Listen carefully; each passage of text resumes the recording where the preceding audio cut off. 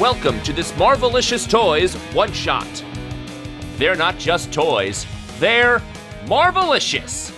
Now, there was another interview that they did. Dan wasn't there, but Jesse Falcon over on the Disney side, Disney licensing, was with Dwight and Ryan on the official Marvel podcast. And that is definitely worth a listen. I always like it when it feels like there's bigger announcements saved for some of the official channels, plus I like some of the behind-the-scenes stuff, but Dwight teased some beautiful, big, thick boys coming our way. That was an interesting tease.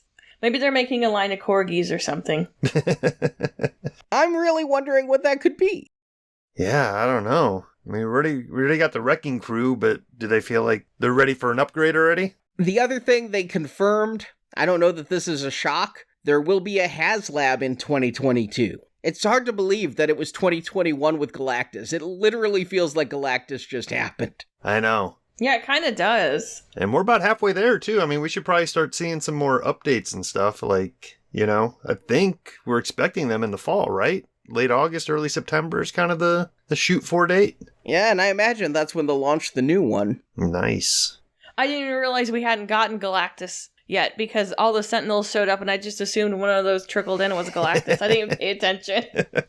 What do you think it could be? I think based on our interview we did with Dwight late last year, and of course the other guys were there, but Dwight gave an answer about how he wanted to do a bigger than ever Fang Foom. And I'm like, the way he talked about it, the way that he discussed design considerations, like it was more than an off the top of his head answer to a question. Somebody somewhere has rendered something. I wonder if there was a room where they're like, Galactus, Fin Fang Foom.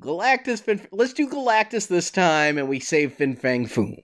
Yeah. I feel that Fang Foom really is due somewhere, because for the last few years, it's always been speculated about Fang Foom, all the way down to the Shang-Chi movie, where people thought the dragon in the poster was going to be this great appearance of Fang Foom. I think Fang Foom is due. Yeah. And it's still relevant. I mean, they have to be aware of the after party market on it, and they have to know that there's bootlegs out there and all that stuff. And if people are willing to throw down $300-400 for this old of a build-a-figure, and even bootlegs are up there, there's a market there for a Haslab on something like this. I mean, I know that I really did think when they did Galactus that they were going to do a Fantasticar. And I think, having a diorama piece would be cool, but not as cool as a big figure. I think a big figure's still the way to go, unless they decided to go really nuts and do a Danger Room playset. I can't decide what other playsets you could do. Avengers Mansion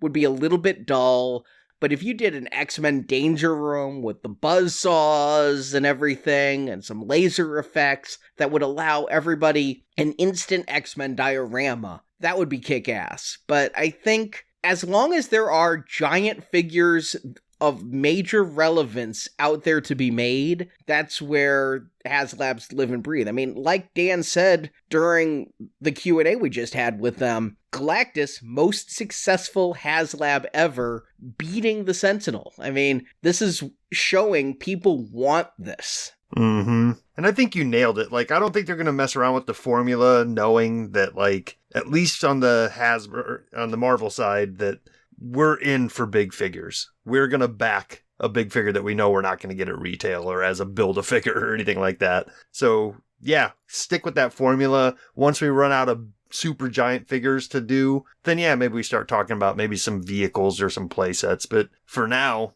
a big figure's an easier sell than, like, where am I going to put a Quinjet? A six scale Quinjet has got to be bigger than the Millennium Falcon.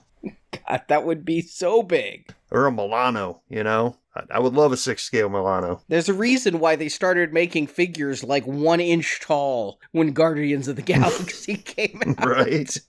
I mean, I bought those just as a vehicle line. I mean, the fact that it came with these, like, unarticulated train station people, if you ever built train models back in the day, that's kind of what those Guardians figures were like. Thank you for listening to this episode of Marvelicious Toys. Marvelicious Toys is a Venganza Media production, copyright 2022. All rights reserved.